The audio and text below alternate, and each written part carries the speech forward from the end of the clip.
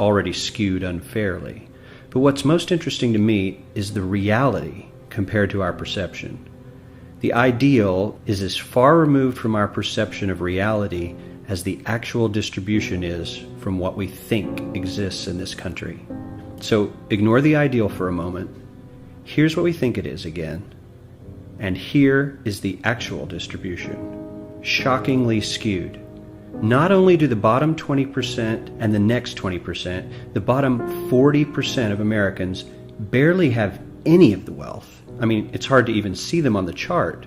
But the top 1% has more of the country's wealth than 9 out of 10 Americans believe the entire top 20% should have. Mind-blowing. But let's look at it another way, because I find this chart kind of difficult to wrap my head around. Instead, let's reduce the 311 million Americans to represent. He can't afford you, sis. Housekeeper, $15.50 an hour, plus $150 fee per session. Nanny, $766 per week. That's just for him, not including kids. Laundry costs $40 per load. Personal assistants make $14 an hour. Personal shopper, $200 an hour. Personal chef, $300 per work week.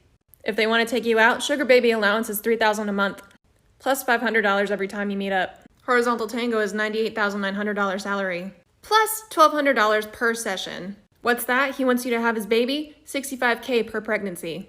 Childcare is $1,230 a month, plus you can charge an extra nanny fee per kid you pop out. Add all that up and he owes you roughly $28,000 a month. Without kids, it's $21,350. And that's just the minimum pay, not including extra fees. So if they want to be financially abusive as a means to control you, especially if they insisted that the role of house spouse be your only job, tell the breadwinner that they owe you some fucking money. Then throw them in the trash and light them on fire. Hey Curtis. What's up? That's a lot of pennies. I had a 30-year note, reduced it to a 15-year with lower interest rate, and I saved over $50,000. That's good. So let's do the math if you would have done it my way.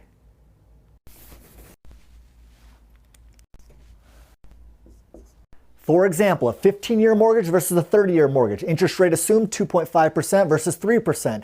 A monthly payment of $2,000 a month versus $1,250. How much are you compounding? $0 versus $750 a month. Total interest paid in 15 years, $60,000 versus $100,000. Account value after 15 years, $0, $285,000. Total mortgage left, $0, $175,000. Now in this moment, you can take $175,000 from your compound account, pay off your house in 15 years, and still be left with $110,000 in your account even after the additional $40,000 of interest paid. 30, greater than a 15-year mortgage. This is why you want to split up your loan payments instead of paying a lump sum every month with a guy who works in finance. A majority of loans nowadays earn interest on a daily basis called a per diem. That means that every time you make a loan payment, the first part of that payment is going to go towards the interest that has accrued since your last payment. By paying multiple times a month, you are allowing less interest to accrue between each payment.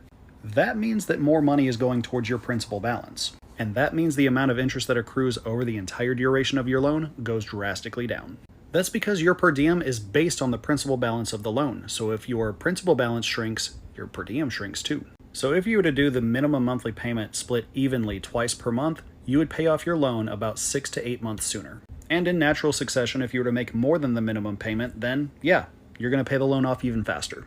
I especially recommend this towards the beginning of the loan because the faster you get that principal balance down, the less interest you are going to pay, the more money you're going to save. Like and follow for more. Comment what you want to see next.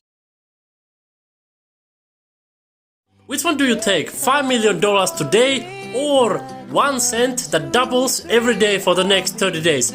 Tell me in the comments, which one would you take?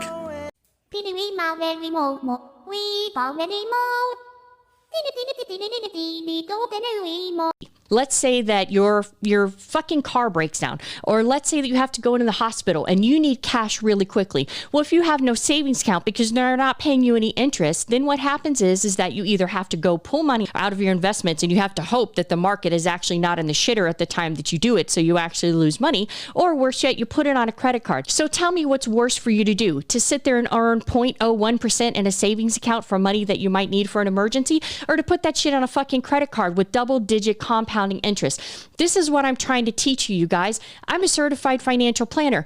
I have people that pay me for this advice. I care about financial literacy. These people don't give a fuck about you because they want to show you how successful they are. But in the end, they don't give a damn if you're successful or not. Financial literacy is not taught in this country. And this is why it's such a big deal for me. This is why I'm so impassioned by it. So please take the shit that you hear on TikTok and fucking make sure that you qualify that shit.